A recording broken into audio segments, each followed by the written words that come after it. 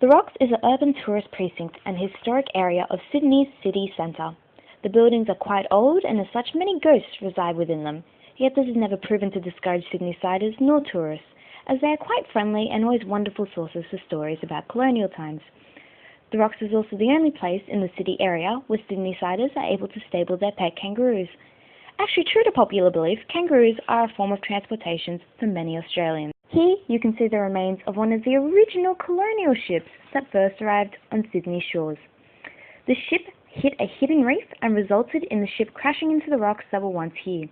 The convicts and guards that sailed it here were too lazy to move it and instead converted it into the local pub.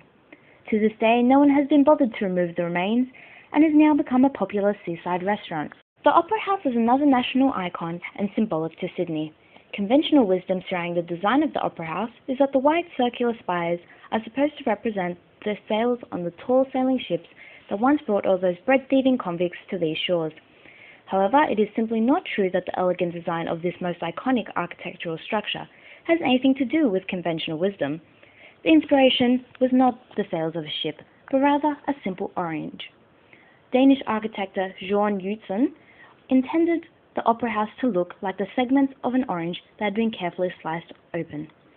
That man must have really loved oranges. Ah, the Sydney Harbour Bridge, the beloved coat hanger, a national symbol and one of Sydney's most iconic places.